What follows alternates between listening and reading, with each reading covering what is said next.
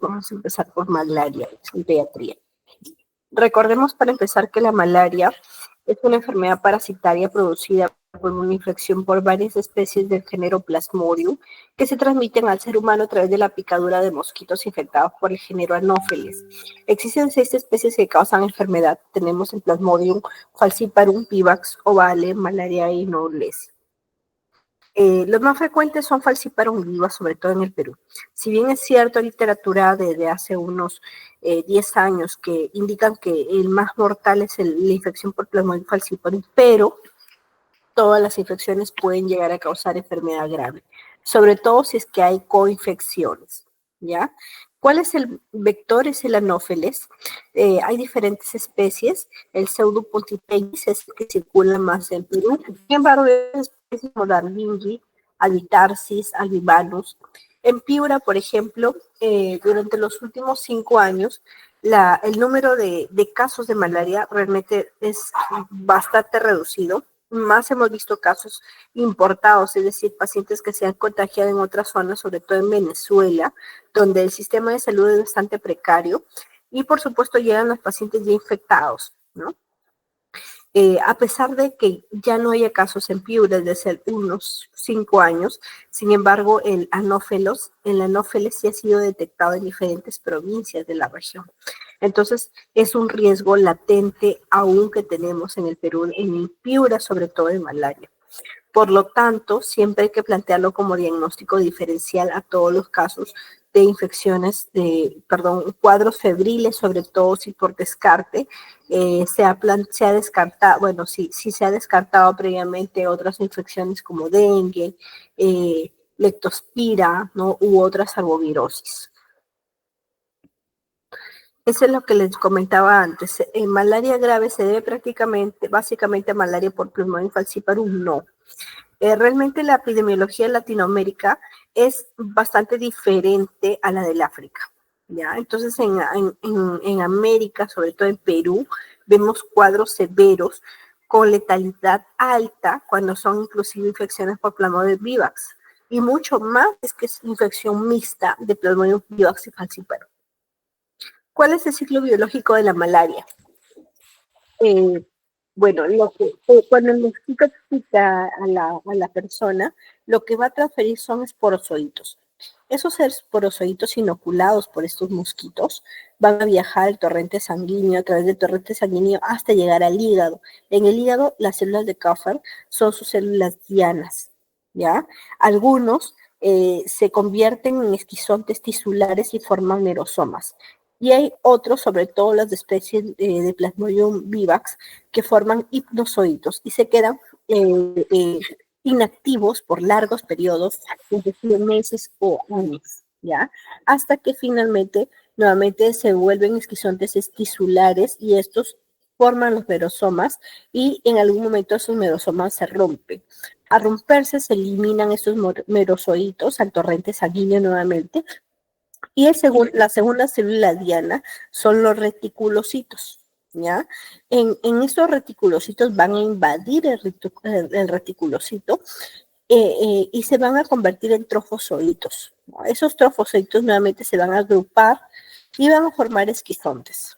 Esos esquizontes cuando se rompen, nuevamente se liberan al torrente sanguíneo y se forman ya las especies sexuadas. Primero son gametocitos inmaduros y luego se convierten en gametocitos de género femenino, masculino. Y finalmente, cuando este paciente infectado con malaria es picado nuevamente por un anófeles, este mosquito va a adquirir esos gametocitos, ya sea de cualquiera de ambos géneros, y a nivel del intestino medio, esos gametocitos van a también desarrollarse, van a formar quistes, ¿ya?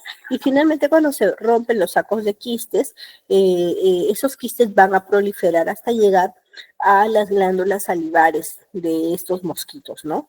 Y es aquí cuando, en estas formas de esporozoitos que se forman a nivel de las glándulas salivares, en el mosquito, cuando este pica a otra persona sana, pues lo va a infectar y nuevamente continúa el ciclo en el segundo ser humano infectado. El cuadro clínico, pues, es bastante inespecífico. Fiebre, cefalea, escalofríos, mialgias, náuseas. Son los síntomas más frecuentes, ¿no? Y nuevamente, dígame, por lo menos hay más de 100 enfermedades que causan las mismas molestias. Entonces, siempre recordar nuevamente, sobre todo aquí empeora, plantear como diagnóstico diferencial malaria, sobre todo si se ha hecho un descarte de todos los otros diagnósticos diferenciales. Una caracterización breve en cuanto a las especies de Plasmodium. Hace unos también más de 10 años se clasificaban en tercianas, benignas, malignas o cuartanas, porque haciendo referencia a los días de fiebre y al tiempo febril que está el paciente después de tener fiebre. O sea, hace referencia a cómo es el comportamiento de la fiebre en estos pacientes. Sin embargo, ya también en el Perú hemos visto que es indiferente, ¿no? Lo que causa cualquiera de las especies de Plasmodium es una fiebre a predominio vespertino y literalmente el paciente te va a escribir en la mañana yo despierto tranquilo, doctor, hago mis cosas, voy a trabajar, pero alrededor de las 2, 4 de la tarde empieza el cuadro de fiebre, escalofríos, dolor de cabeza, ¿no? Y ya hacen temperaturas bastante altas. Y entonces realmente las cuartanas, las tercianas son más para las preguntas de los exámenes, ¿no? Que de NAN, etcétera, por eso. Tercianas malignas, falciparum, terciana benigna, Plasmodium vivax, terciana benigna también Plasmodium ovale, cuartana cotidiana malaria y mixta no aplica. ¿Ya? Entonces, ¿cuáles son los periodos de incubación? De 8 a 25 días por Plasmodium falciparum, de 21 a 32 días por Plasmodium vivax, es uno de los que más largo es el periodo de incubación, similar a este Plasmodium ovale, y malaria puede durar meses, ¿ya? En cuanto a la duración en horas de crisis febril, una fiebre en Plasmodium falciparum puede durar hasta 40, alrededor de 40 horas, ¿ya? En Plasmodium vivax 12 horas, al igual que ovale, y malaria de 9 horas.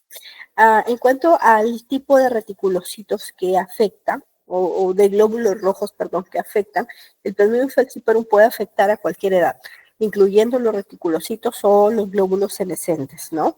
En cambio, Plasmodium vivax hay una cierta afinidad más por reticulocitos, ¿ya? Y en malaria hay más por senescentes.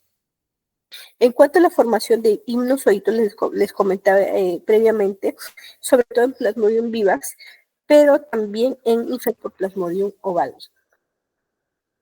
En cuanto a la definición de casos de fiebre, esto es importante para considerarlo como criterio epidemiológico. Entonces, cuando hablamos de un caso de febril, una persona que presenta o refiere que ha presentado fiebre y considerar fiebre temperatura mayor de 57.5 grados centígrados cuando es tomado vía oral, eh, eh, en algún momento durante los últimos 15 días, perdón, 37.5 cuando es tomado de manera axilar, ¿no? Y 38 o más cuando es tomado en la temperatura oral. En algún momento durante los últimos 15 días y que la persona resida o proceda a un área donde haya transmisión, ¿no? De malaria. Cuando hablamos de un caso febril sospechoso, es toda persona que ha presentado fiebre en los últimos 15 días y con antecedente de residencia, procedencia o exposición en una zona de transmisión de malaria. Ya, el caso confirmado de malaria es una persona o caso probable de malaria con hallazgos del parásito, ya sea a través de examen de gota gruesa, FROT-TIST, o prueba inmunocromatográfica o PCR. Y el caso probable de malaria es todo febril sospechoso que además ha presentado escalofríos, cefalea y malestar general. En zonas de transmisión hay algunos casos oligosintomáticos, inclusive donde no se presenta fiebre. En los casos colaterales son las demás personas que han tenido malaria y que viven en la misma vivienda, o que viven en la misma vivienda, que pernoctan en la misma vivienda, ¿ya? Y recordemos que hay algunos casos oligosintomáticos. Cuando hablamos de recidivas, reinfecciones y recaídas, la recidiva es cuando persisten los síntomas o aparecen nuevos síntomas por falla terapéutica del tratamiento antes de 28 días de haberse terminado la administración del tratamiento completo y supervisado. Cuando hablamos de reinfección, cuando el paciente presenta nuevamente síntomas clínicos o hallazgos parasitológicos después de 28 días de haber culminado el tratamiento antimalárico. ¿Y cuándo es recaída? Cuando hay hallazgo parasitológico de Plasmodium vivax en un individuo después de semanas o meses inclusive de haber culminado el tratamiento antimalárico y haber obtenido la categoría de egreso como curado, ¿ya? Y bueno, recordemos que esta recaída se debe a la presencia de los sinusoides, sobre todo el Plasmodium vivax ovale. En cuanto al diagnóstico, tenemos algunos estudios parasitológicos, o sea, visualizar directamente al parásito a través de las pruebas de gota gruesa, ¿no? El inmunológico, que es inmunocromatográfico, a partir de las pruebas, y existen diferentes métodos, ¿no? ELISA, etcétera. Y en cuanto a el molecular, es a través de biología molecular, técnicas de PCR. ¿Cómo tomar una gota gruesa? Pues aquí está el procedimiento sencillo, ¿no? Consiste en, con una aguja, ¿no? Hacer un pequeño, se pincha el dedo, ¿no? De la mano y pues se ordeña, ¿ya? Y se coloca una gota sobre una lámina. Entonces se hace posteriormente un extendido simple, ¿ya? Y esa gota gruesa se deja en temperatura ambiente aproximadamente unos 30 a 60 minutos, dependiendo realmente de la humedad en la zona donde se coloque. Algunos recomiendan aplicar algo de color, ¿ya? Sin embargo, puede dejarlo solamente a temperatura ambiente. Y pues posteriormente a realizar este extendido, eh, se colorean las placas, ¿no? Y se colocan en el microscopio. Ya, la coloración es a través de prensa, que es la más usada, ¿no? Vamos a ver. Realmente la identificación del participante operador dependiente. Entonces necesitamos personas con experiencia para realizar el procedimiento, porque algunas veces no se llegan a identificar los parásitos.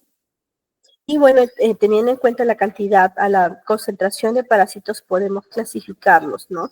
En cruces, ¿ya? Y es donde cómo se reportan los resultados de las gotas gruesas.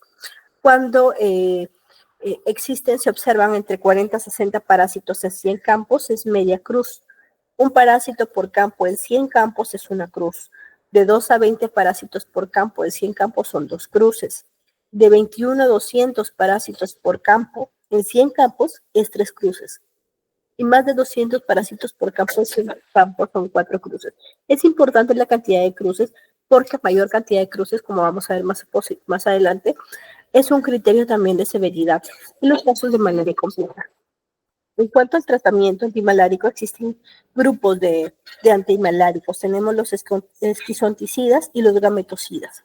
En cuanto a los esquizonticidas, hay algunos grupos de medicamentos de acción rápida y resistencia prolongada y de acción lenta y resistencia rápida. En cuanto a los antimaláricos del grupo 1, los más conocidos tenemos cloroquina, mefloquina, perdón. Y en cuanto a los antimaláricos del grupo 2, tenemos los antifólicos, ahí tenemos la sulfona, la sulfamida, los antifolímicos, las diguamidas, ¿ya? Y en cuanto a los gametocidas, tenemos sobre todo la primacina. Los esquemas de tratamiento antimalárico, en los casos de malaria por Plasmodium vivax en niños, es en base a cloroquina y primaquina. Cloroquina, la dosis es de 10 miligramos por kilogramo de peso por día, por 3 días, y el tercer día se administra la mitad de la dosis, 5 miligramos por kilo de peso ese día. Y en primaquina se administra por una semana y la dosis es de 0.5 miligramos por kilogramo al día. En menos de 6 meses no está indicada el uso de primaquina. En los casos de malaria no complicada por Plasmodium falciparum, el esquema de tratamiento es en base a tomefloquina y primaquina. La dosis del artesunato es 4 miligramos por kilo por día, se administra por 3 días. Mefloquina es de 12.5 miligramos por kilogramo por día por 2 días y de primaquina 0.75 miligramos por kilo por día. Una sola dosis. En cuanto a los casos de resistencia a artesunato y mefloquina, ya se combinan esquemas de tratamiento, quinina, clindamicina y primaquina. Cuando hablamos de falla terapéutica, cuando se identifique parasitemia, ¿no? Persista la fiebre, en el segundo día, más que en el día cero, independientemente de la temperatura. Entonces, por eso es que es importante conocer los números de cruces. Si en el segundo día, o sea, ustedes inician el antimalárico, y lo ideal es que le tomen gotas gruesas seriadas diariamente. ¿Por qué? Para ver el riesgo de falla terapéutica. Entonces, si al segundo día ya ustedes iniciaron un tratamiento el día cero, por ejemplo, con 2 cruces, y al día 2 de tratamiento toman una gota gruesa y les sale 3 o 4 cruces, entonces ahí sospechan de falla terapéutica temprana. Ahora, si el tercer día, independientemente del valor de la parasitemia, pero encuentran al paciente con temperatura igual o más de 37.5, sospechan de falla terapéutica temprana. ¿Ya? Y si también al día 3 observan una parasitemia igual o mayor al 25% de la parasitemia del día 0, también consideran una falla terapéutica temprana. Y en los casos de falla terapéutica tardía, tenemos la falla clínica y falla parasitológica. La falla clínica es cuando hay signos o síntomas de malaria grave después del día 3 ante la presencia de parasitemia. ¿Ya? O la presencia de parasitemia y temperatura axilar más de 37.5 en cualquier día entre el día 4 y el día 28. Y la falla parasitológica tardía es la presencia de parasitemia de cualquier día entre el día 7 y el día 28, ¿no? Y temperatura axilar mayor de 37.5 grados centígrados. Cuando hablamos de malaria complicada, primero recordemos cuál es el mecanismo de acción, ¿no? de este parásito. Lo que hace es un secuestro de eritrocitos, excesiva liberación de citoquinas proinflamatorias, y en cuanto al secuestro va a haber una interacción de las moléculas de la superficie del eritrocito parasitado y los receptores expresados por el endotelio vascular, y entre ellos tenemos el licando 1. Y en cuanto a los citoquinas proinflamatorias, las más importantes, el factor de necrosis tumoral alfa, ¿ya? Y el angioproteín 2, ¿ya? ¿Qué es lo que hace? Es incrementar la permeabilidad del endotelio vascular. ¿Cuáles son los criterios de gravedad? Postración, intolerancia oral, compromiso de la conciencia, convulsiones generalizadas, dificultad respiratoria, insuficiencia renal aguda, traducida en disminución de diuresis o incremento de la creatinina, hipoglicemia, anemia aguda severa, hiperparasitemia, 3 cruces o más, hemoglobinuria marcada, ictericia también o bilirrubina mayor de 3 gramos por decilitro, hipotensión, hiperpirexia, trastorno de coagulación, como por ejemplo un recuento plaquetario menor de 50.000, o sangrado espontáneo o acidosis. El tratamiento, recordemos, la malaria grave es una emergencia médica. Entonces, como sea, lo más pronto posible que iniciar el tratamiento. Entonces, ¿cuál va a ser el tratamiento? El artesunato endovenoso. Ya, recordemos, uno de los efectos adversos es el hipoglicemia. Entonces, hay que controlar la glucosa después de la administración de artesunato. Si es que no está disponible, quinina es una alternativa. Tanto niños como para adultos, ¿ya? Se inicia el artesunato más clindamicina, ¿ya? O alternativa, quinina más clindamicina. El tratamiento, la dosis de artesunato es 2.4 miligramos por kilo por dosis cada 12 horas intravenoso, y cuando el paciente empieza a tolerar la vía oral, le pasamos después a vía oral. La dosis es 4 miligramos por kilo por día cuando se administra por vía oral. ¿Ya? Las tabletas hay que tener cuidado porque, como les mencioné, puede causar hipoglicemias. Hay algunos que vienen de 50 miligramos y otros de 250. Hay que tener en cuenta eso. Vayamos a darle una sobredosis y el paciente de verdad se nos choca, se nos complica o entra en coma por hipoglicemia. En cuanto a la clindamicina, la dosis es 10 miligramos por kilo por dosis cada 12 horas, por 7 días. En cuanto a artesunato, nuevamente la dosis inicial, 2.4 miligramos por kilo cada 12 horas, ¿ya? Y esta se diluye en dextrosa, ¿ya? 3 a 5 mililitros de dextrosa en bolo, y se tiene que repetir, ¿no? Y cuando tolera la vía oral, lo pasamos a vía oral. En niños realmente de 6 meses y menores de 5 kilogramos, la indicación es quinina más clindamicina, ¿no? Lo que les mencionaba, niños con quinina más clindamicina se evita el artesunato. No solamente en el caso excepcional de no contar con quinina se procede con artesunato. La dosis es de 2 miligramos por kilo por dosis, ya diferente a la dosis de adultos, ¿no? A los niños menores de 6 meses. Ese es el primer tema. En cuanto a la leishmaniasis, este parásito leishmania pertenece a la familia Trypanosomatidae del género Leishmania. La nueva clasificación en Leishmania y Viania. Ya. Cada subgénero contiene varios complejos. Existen varios reservorios como ratas, perezosos, zarigüeyas, el puercoespín, perros, burros, ¿no? Algunos animales algunos koalas, ratas nuevamente. En cuanto a los vectores, eh, ese es la luxomia o titira, ya, o manta blanca.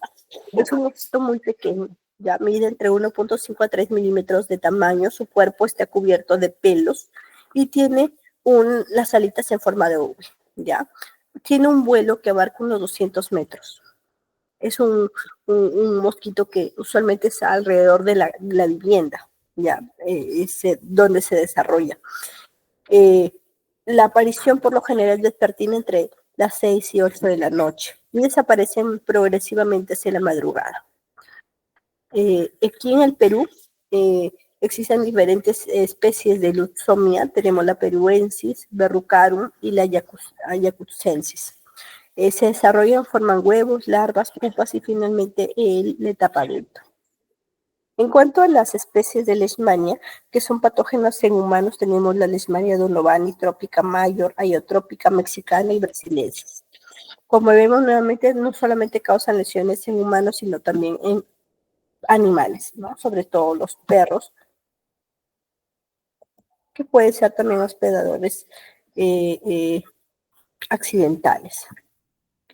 ¿Cómo es que es el ciclo biológico? El mosquito cuando pica a un adulto sano, lo que le transfiere son promastigotas, ¿ya?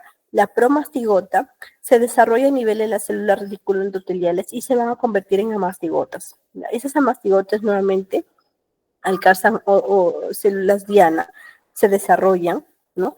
Y sobre todo esas células diana están en la piel, ya tejido linfoide y algunos tejido visceral, sobre todo piel y mucosas, ¿ya? La leishmania, por ejemplo, trópica y brasilensis están asociados más a las formas mucocutáneas, ¿ya? Y la forma de Donovani, que su célula diana más al sistema retículo endotelial a nivel de tejido visceral, ahí tenemos, por ejemplo, la especie de Donovani. Una vez que este primer ser humano infectado es picado por otro mosquito, otra luxomía, se le va a transferir a mastigotas y se van a convertir en promastigotas. Entonces, con ello, la forma promastigota la vamos a encontrar en los mosquitos y las formas amastigota la vamos a encontrar en las personas. Los amastigotas son intracelulares, ¿ya? Su reproducción es por fisión binaria, son inmóviles dentro de los macrófagos. Y las formas promastigotas son ya unas formas alargadas, tienen flagelos, ¿ya? Un núcleo y un kinetoplasto. La identificación del kinetoplasto es bastante importante porque esto nos va a permitir identificarlo, ¿ya? Este es el kinetoplasto. Ya, poseen un flagelo también, por eso son móviles. Ya, y se encuentra en el intestino de los flebotomos. Y las formas amastigotas nuevamente son intracelulares, redondeadas. Se van a encontrar a nivel de los macrófagos. Aquí tenemos, por ejemplo, varios amastigotos y aquí vemos los pramastigotes, el mosquito, el parásito alargado con el flagelo, ¿no? Y al interior su kinetoplasto. Nuevamente vemos amastigotas, esos son promastigotas, aquí tenemos a las amastigotas, ¿ya? Y aquí señala el kinetoplasto, ¿ya?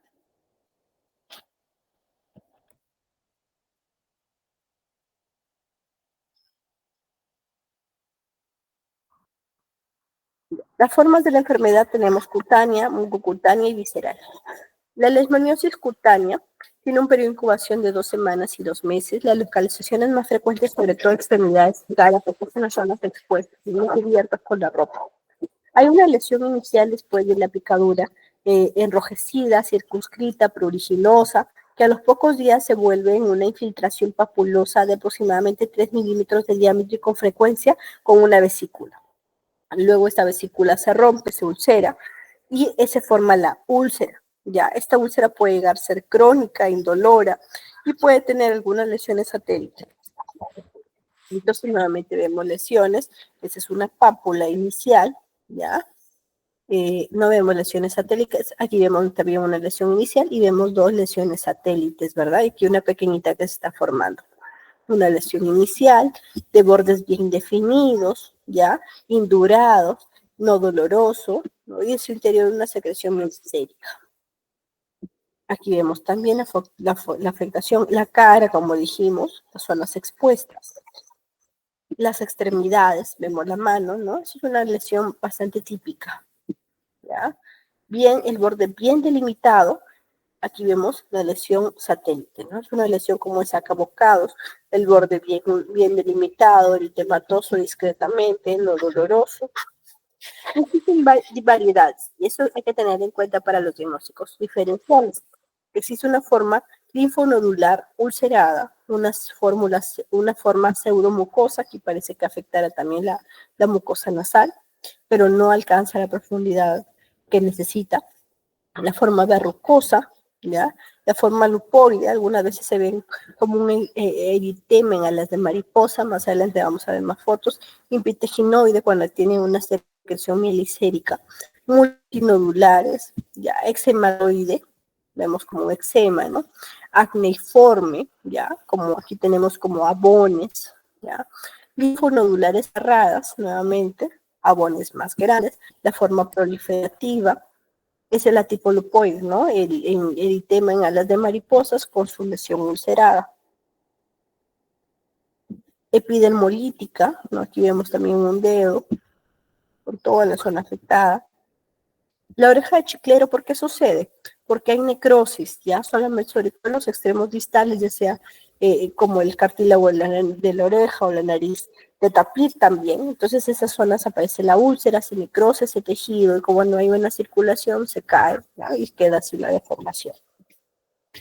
Las formas mucocutáneas, estas sí algunas veces puede curar de manera espontánea, pero tarda varios meses. Las lesiones son vegetantes o verrucosas y pueden generar deformaciones o mutilaciones, ¿ya?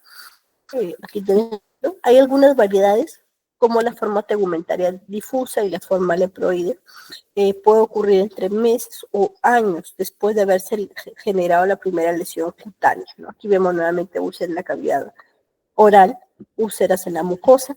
¿Cuál es el riesgo? De que estas lesiones pueden tener lesiones satélites que muchas veces invaden la zona del esófago, inclusive la tráquea. Entonces allí hay que intervenir y dar soporte ventilatorio o la alimentación, ¿no? A estos pacientes. Porque inclusive estas úlceras pueden ser sangrantes. En cuanto a la leishmaniasis visceral, muy poco vemos en el Perú, también llamada la SAP. La mayoría forman una enfermedad grave, puede comenzar con episodios irregulares de fiebre, escalofríos, anemia, ¿ya? Como afecta los órganos del sistema retículo endotelial, vamos a ver crecimiento del hígado y el vaso, ¿no? Hepatoesplenomegalia, hiperpigmentación de la piel también podemos encontrar en estos pacientes. El periodo de incubación es prolongado, entre 4 a 10 meses, puede cursar el paciente con fiebre elevada, intermitente, de ahí hepatoesplenomegalia, linfadenopatías generalizadas, la piel hiperpigmentada y lesiones ulcerativas en la nariz o labios por agranulocitosis, ¿ya? Son frecuentes las hemorragias en cualquier nivel. Y bueno, posterior al cuadro agudo, vamos a observar unos nódulos semejantes a la lepromatosa. Algo importante son el diagnóstico diferencial. Hay que plantear otras infecciones también fúngicas, bacterianas, virales, inflamatorias o plásticas, ¿ya? Dentro de las fúngicas, aquí en el Perú, sobre todo la esporotricosis, recordar que en los casos de esporotricosis, ¿en quiénes sospecharon las personas que han tenido contacto con vegetales, ¿no? Si son de ocupación, por ejemplo, se dedican al cuidado de los jardines, ¿ya? O campesinos, agricultores, entonces puede ingresar de esa manera el Protect, ¿no? Que es el agente infeccioso. En Perú o en unas zonas de la selva, sobre todo más en Brasil o en zonas de la selva, inclusive en algunos casos en Colombia, se ve mucho paracoccidiomicosis, ya que son otro tipo de infecciones fúngicas como blastomicosis, que también generan lesiones cutáneas bastante parecidas, pero tienen por lo general compromiso sistémico. En cuanto a las formas bacterianas, tenemos infecciones por estafilococos o estreptococos, sífilis, lepra, tuberculoides, difteria cutánea, tularemia, ya un pioderma tropical u otras micobacterias también, ¿no? Ya seas tuberculosis o no tuberculosis. En cuanto a los virales, tenemos los paramyxovirus, inflamatorios, sobre todo sarcoidosis, lupus, su granuloma piogénico, eh, granuloma piógeno, perdón. En cuanto a las neoplasias tenemos, y es importante nuevamente, y eso sí he tenido yo un paciente ya, que finalmente fue una neoplasia, un niño, fue una lesión bastante típica, así de libro, que parecía la foto de un caso de leishmania. Sin embargo, sus gotas gruesas eran negativas, ¿no? Y mucho más, bueno, yo decía, bueno, el lugar donde se lo tomaba, donde está confiable, pero un dato importante es que no tenía antecedente de viaje a zonas de transmisión. Entonces es importante el criterio epidemiológico. Y eso es lo que me hacía dudar. A pesar que la lesión era típica, las gotas gruesas eran negativas y mucho más, el niño nunca había ido a una zona de transmisión, ¿ya? Entonces le pedí mejor una biopsia y en la biopsia se informó un linfoma de células T, ¿ya? Sin embargo, existen otros tipos de carcinomas, como por ejemplo de células basales, de células escamosas, metástasis, o psoriasis o lesiones queloides, ¿ya? En cuanto al diagnóstico, tenemos el diagnóstico clínico, laboratorial y epidemiológico. En cuanto al clínico, pues la lesión típica, y para ello necesitamos una muestra de tejido, frotis y cultivos o la prueba de Montenegro o inoculación en animales para estudios de experimentación. En cuanto a qué es lo que vamos a observar, por ejemplo, los promastigotas o los amastigotas, si es que es una muestra de extensión de la úlcera, ¿no? O sérica. Y la prueba de Montenegro, que es a partir de se observa la reacción, ¿no? A través de hipersensibilidad cutánea, exponiendo a leishmanina, ¿no? Se aplica leishmanina de manera subcutánea en la cara anterior del antebrazo, 0.1 mililitros, y si se forma una pápula alrededor de la zona de inoculación 48, 72 horas después, entonces será un resultado positivo si es que la pápula es igual o mayor de 5 milímetros y negativo, pues si es que es menor o si no se ha formado esa pápula. Para los casos de la leishmaniasis visceral, se toma muestra de biopsia de médula ósea, la cual tiene una sensibilidad alta, entre 54 y 86%, o en el vaso, que puede llegar a la sensibilidad hasta 98%. Existen algunos cultivos en que se envía esta biopsia, como el Novi, McNeil, Nicole o Evans. En cuanto a los estudios serológicos, tenemos aquí varios métodos como ELISA, DAT, IFA, ¿no? Etcétera. Y esos tienen una sensibilidad alta, sobre todo el IFA, que la sensibilidad llega al 89%. Las pruebas moleculares también, pruebas cutáneas, ¿ya? O la inoculación que les había mencionado.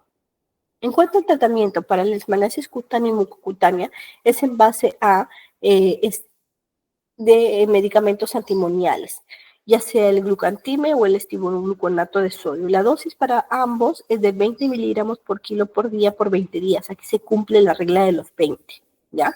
Y cuando ha sido segundo episodio de leishmania pueden darle hasta 28 días. Otras alternativas terapéuticas tenemos pentamidina, 4 miligramos por kilogramo, anfotericina, sobre todo cuando hay resistencia a los antimoniales. El problema de la anfotericina son los efectos adversos, sobre todo porque tenemos el tipo de anfotericina más baratita en el Perú, que causa mucha nefrotoxicidad, que es la anfotericina B-deoxicolato. Otras alternativas, la rifampicina o la dapsona, ¿ya? Tratamientos tópicos realmente no, ¿ya? Hay algunos experimentos en base de crioterapia o con algunos aparatos especiales, ¿no? A nivel cutáneo, pero realmente necesitas tú, si van a aplicar o hacer la técnica cutánea, necesita estar enrolado en un estudio de investigación y por lo general no se aplica la lesión local sola, sino se combina el tratamiento sistémico con el tratamiento local.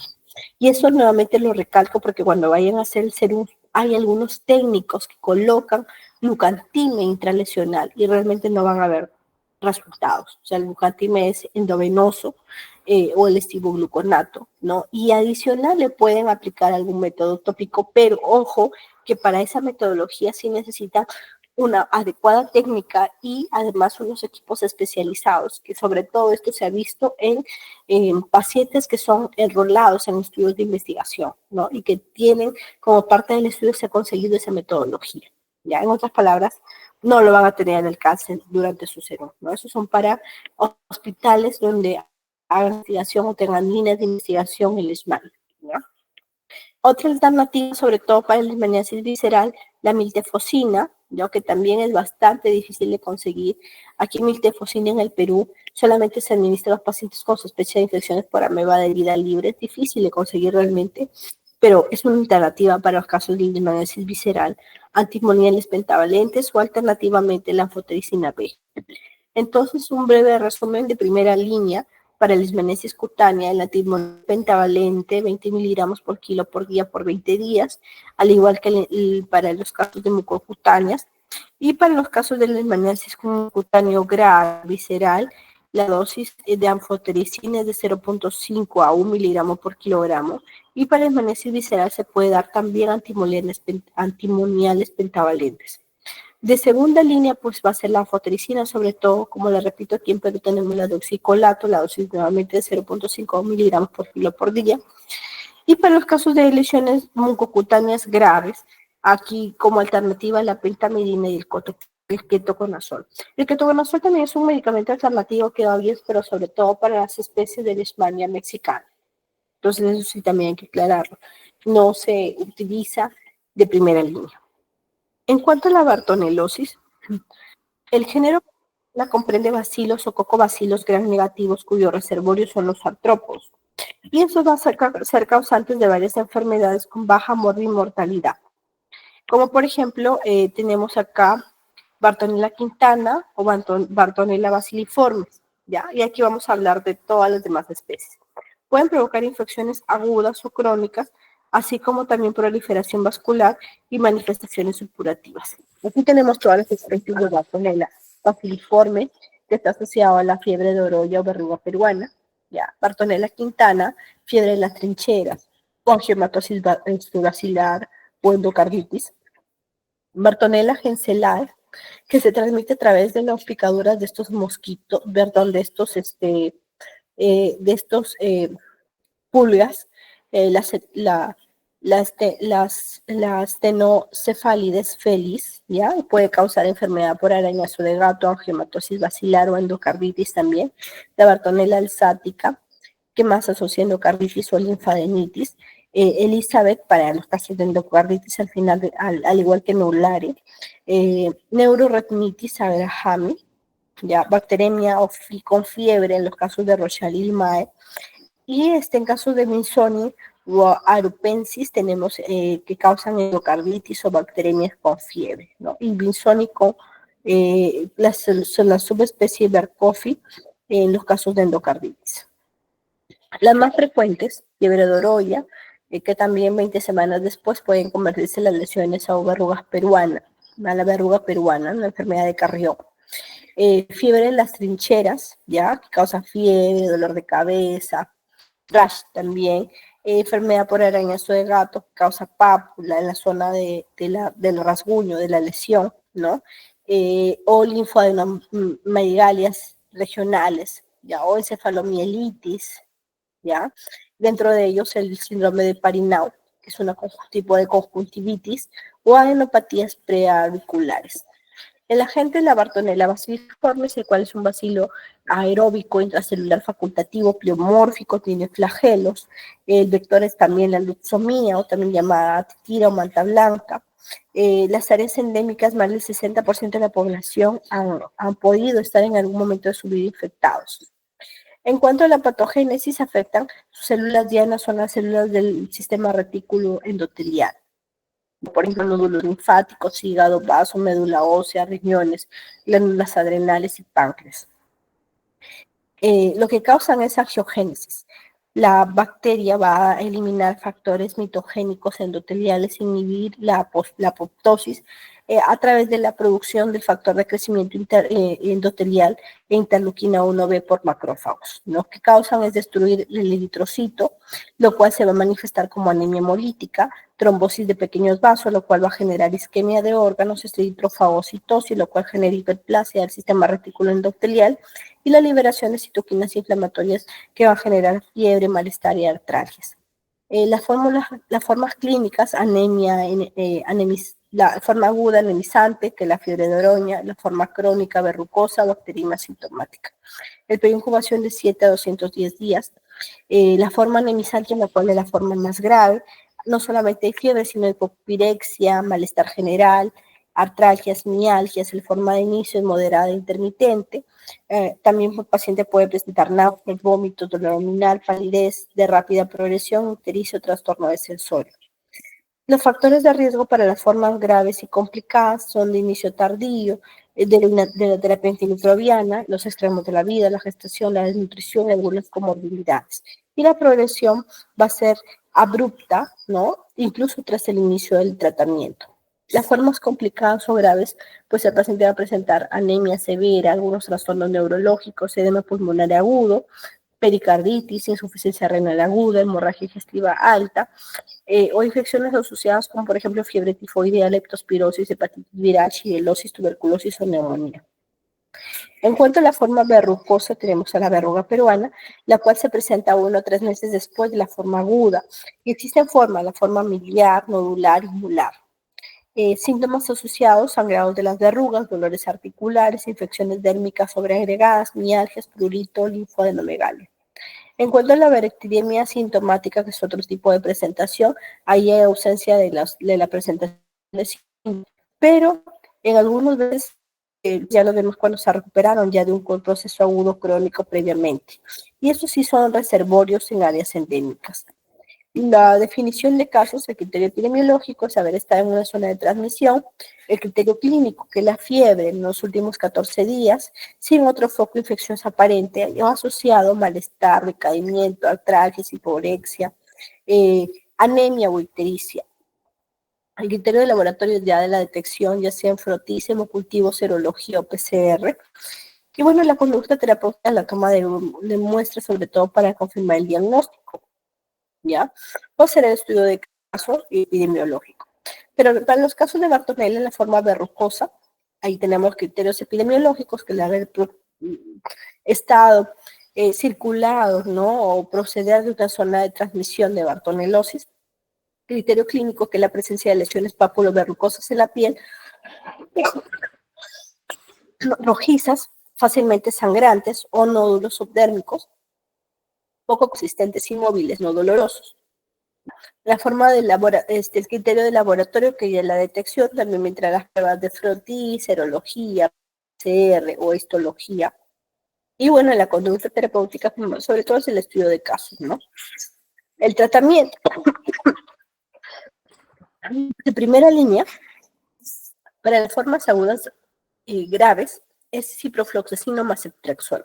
¿Ya? La dosis de ciprofloxacino es de 10 a 15 miligramos por kilogramo por día cada 12 horas. Y la dosis de ceftriaxona 70 miligramos por kilo por día. En cuanto al tratamiento de segunda línea, tenemos aquí la ciprofloxacina más ceftriaxona. En cuanto a las formas ya crónicas eruptivas, el tratamiento es con acitromicina, dosis de 10 miligramos por kilo, una sola toma por 7 días, vía oral. O de segunda línea, rifampicina, 10 miligramos por kilo de peso por día, por 21 a 28 días, o eritromicina, 50 a 30 miligramos por kilo por día, dividido en 4 tomas por 14 días, o ciprofloxacino, 10 miligramos por kilo por día, cada 12 horas por 14 días.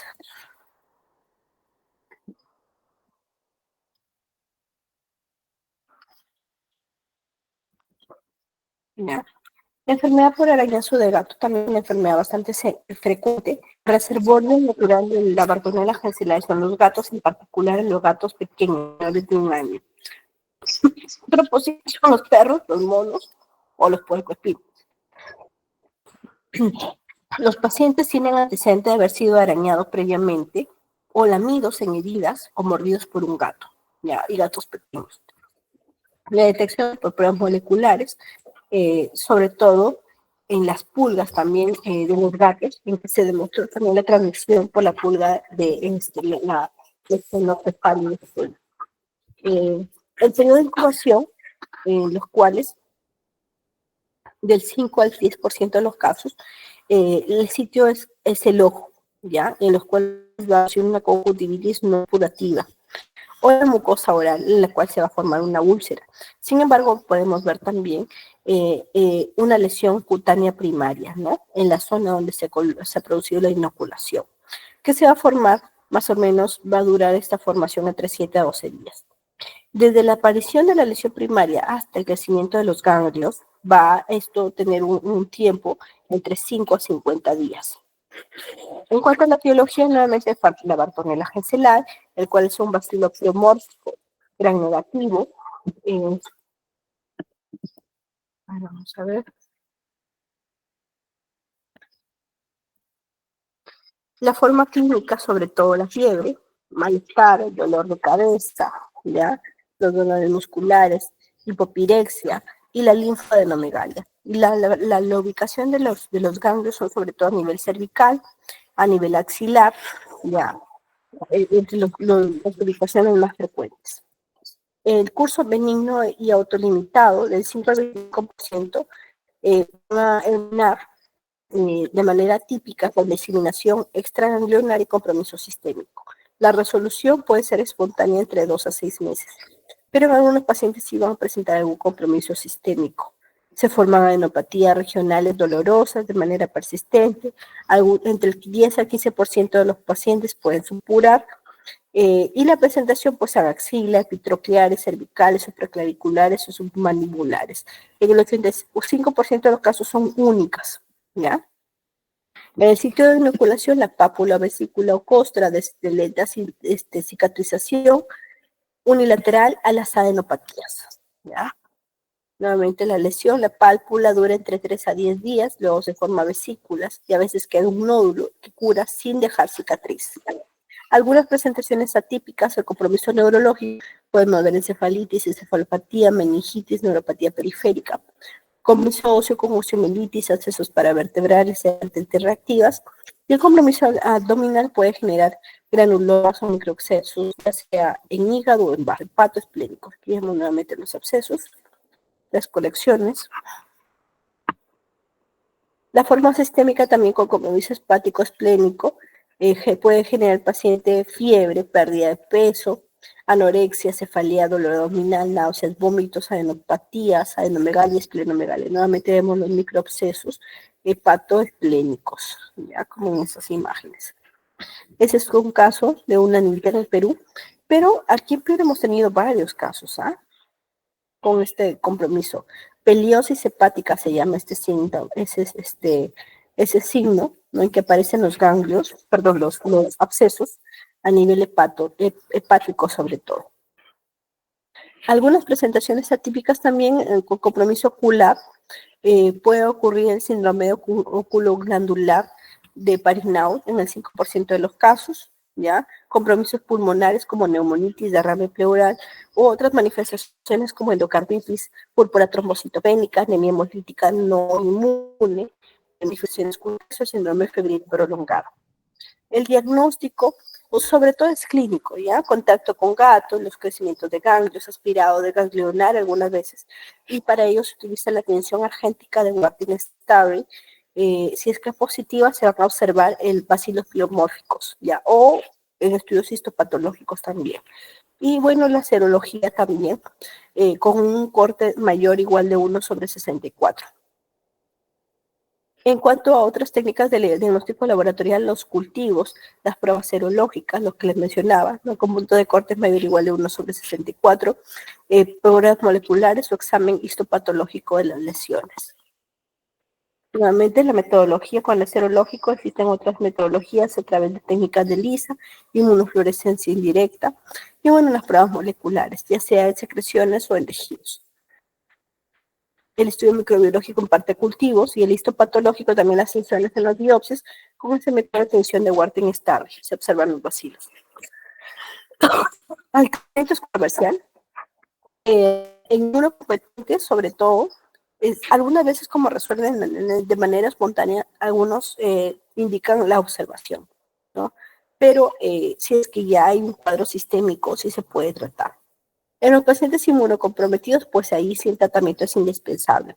La enfermedad de evolución tórpida, progresiva, incluso fatal, si es que no recibe tratamiento, sobre todo los inmunodeprimidos. Hasta el momento estudios o una guía de cómo tratar a estos pacientes no existe, ¿no? Pero sí en diferentes reportes de casos se ve que se administra citromicina, claritromicina o rifampicina o ciprofloxacina, o algunas veces se combinan, inclusive a veces combinamos doxiciclina con rifampicina, ¿ya? Entonces, cuando hay una afectación ya visceral, sí se sugiere combinar gentamicina con rifampicina, ¿ya? O acitromicina con rifampicina.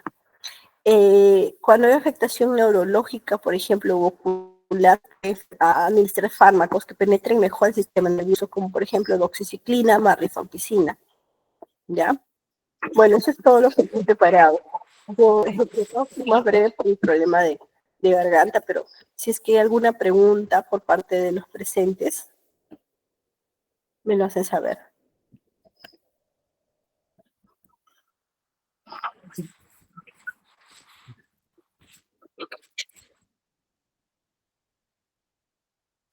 Muy bien. Le voy a enviar a través del chat del delegado en este momento la presentación.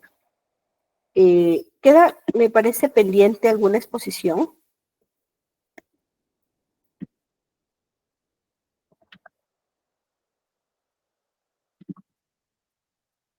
Inducción por VIH y pediatría. ¿Cuándo podríamos hacer esa presentación? ¿El martes podría ser?